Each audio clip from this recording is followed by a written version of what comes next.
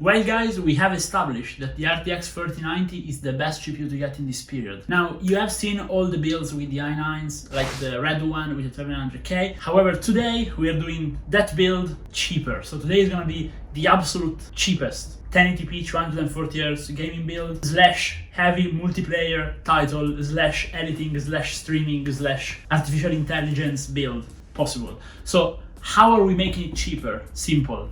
So we are saving up a bit of money on the case because this case is from SaharaGaming and it's the start of the show and it is extremely cheap for what it is. So basically this is an aquarium case that comes in at $100. Now they sell it to you without fans, but that's a small price to pay for a case that can fit a 480mm all-in-one cooler on the top, can fit another 360 on the bottom, and has, in general, very unique features that we will see later on. Then we are saving money by getting an AMD platform, so we're using a Ryzen 9 1500X with a gigabyte board. Now, be sure not to pair this CPU with anything higher than a 3090. The 3090 is already the best this CPU can do. Don't go higher, it's a waste of money. For example, don't try to put a 4080 with it would be a waste. Then, to make the build aesthetically pleasing, we're using some deep cool fans and we are using a very well-performing, even if less RGB-ish, silence 240mm all-in-one cooler, which is actually going to be plenty for the CPU once we will tune it properly with a nice 100V, as I always show on the channel.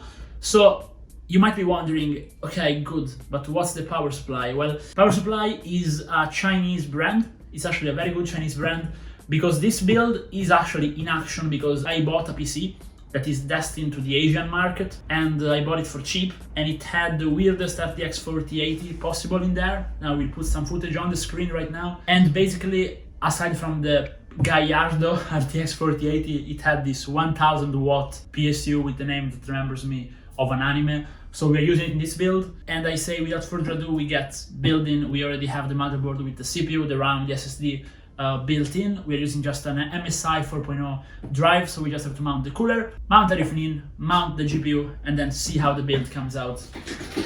So the PSU is called Armor Sama. Okay, so step one, we're actually mounting the all-in-one on the motherboard, and we're using this iceberg thermal paste. So I like to do a cross on my Ryzens.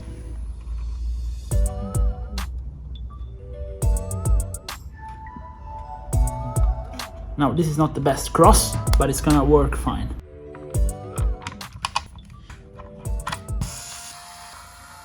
Okay, let's take a look at the start of the show, the Sahara P480. So, pretty interesting. You actually slide the top panel from the back, and as you can see, it is a honeycomb design, pretty unique honestly, with no dust filter on top. So you slide this one off, and you can then remove the glass by sliding it on top. Cool design, I really like it honestly. And the same can be said for the back. So basically, you just go ahead, take it off, and it has a magnetic dust filter, something I very much appreciate on the back. Now you will see immediately what's so unique about this case. Basically, this grill over here, so you slide your finger here and you can open it up. And this is where you go mount your power supply. Now you will see me using it, but it's very unique because it also acts as a cable management cover, because those are your rubber grommets and here you cover it up. It has plenty of expansion slots, as you can see, 3 SSDs. You can also put a hard disk in here, and the front is even more impressive. As you can see, 480mm on top, 360 on the bottom, another 240 here. You can put 2 fans on the front as well. It really is open for customization. What I was thinking for airflow is 3 120s on the bottom, 1 120 as outtake here, 2 240s on the top. And I was thinking about leaving the actual front with no fans and just putting the fans over here. Now this, we can debate if it's a good choice, but I honestly think it's gonna be the best looking one. Or we could populate the front and have the 2 fans here. So again, very tough choice, but I think it's gonna be the best one. So I say without further ado, we go ahead and mount it.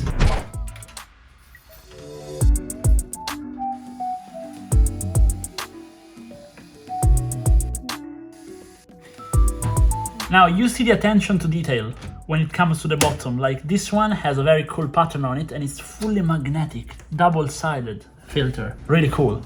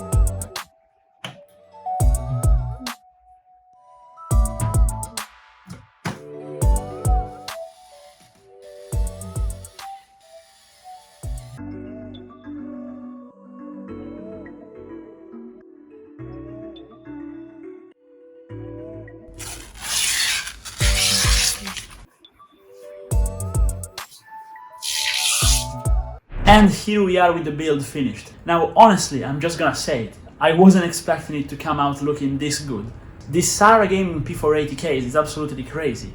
There's so much space, like it's really insane. It's one of the longest cases we've had, but it has a very small footprint on the desk. So I'm gonna first talk about the case. I don't know if you see just how much room is actually empty in this build. Now I like it, being less cluttered than usual, and we also went with a little bit less RGB, which I know some of you guys appreciate, but just the possibilities in this case are insane. So you could put a regular standard all-in-one cooler on top, 480 millimeters one, so one with four 120 millimeters fans. But actually, even though they don't say it officially, I can tell you that one could put, if one really wanted to go crazy, one could put a 480 on top, 480 on the bottom, 240 on the side, and 120 on the back, and make something like 1400 millimeters of water cooling dissipation, which would be absolutely crazy. You could probably cool, I don't know, like 6 gigahertz i9 14900K and an RTX 4090 with that.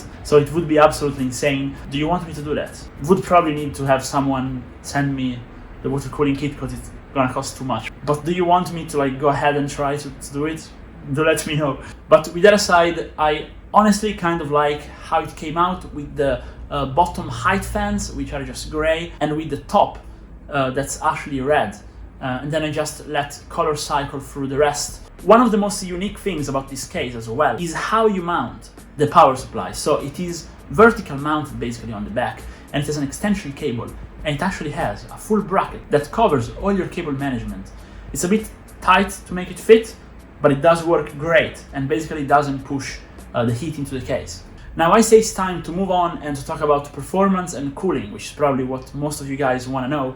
But before, please drop a like and a sub if you like the video, or if you don't like it, please do let me know in the comments why you don't like it. Now let's talk about thermals and performance. Now thermals, they are insanely good. This CPU, this Ryzen 9 1500X, is a 12-core, 24-threaded thing that boosts all the way up to 5 GHz.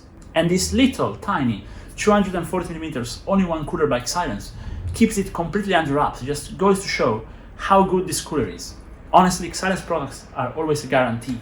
We've had them on the channel in the past, they're great. So I'm really happy about it. The RAM, again, we went with a full black RAM.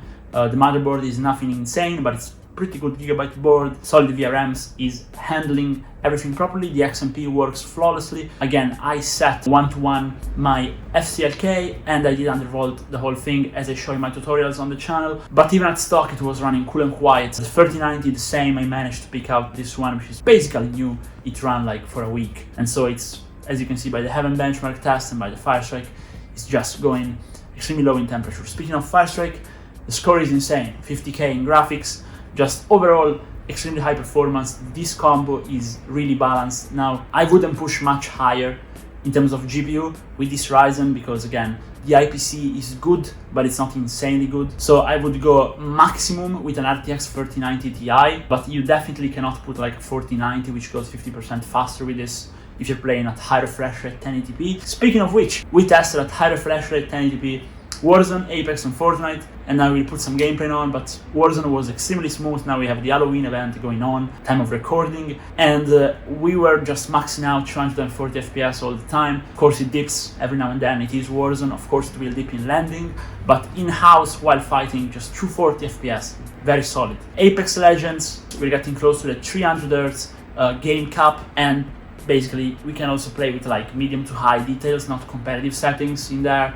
Fortnite, I'm not even gonna mention it. It was just going all the way up to like 400 FPS if you lower details, and you can play on ultra and still get it super smooth 1080p. You can play at 1440p easily. You have 24 gigabytes of VRAM on this beast, so you can even do AI and stable diffusion, and you can actually play at higher res with the newest games like Baldur's Gate 3, Diablo 4, Starfield, all those games that saturate the VRAM. You can just play them and you will have the buffer to do all of that. Of course, it's an editing beast and you can do streaming. You have plenty of cores and plenty of RT cores left to do all of that. So all in all, I'm really happy, and I honestly think this time I wouldn't change anything about this build, but if you would change something, let me know in the comments, and stay tuned for the next one, guys.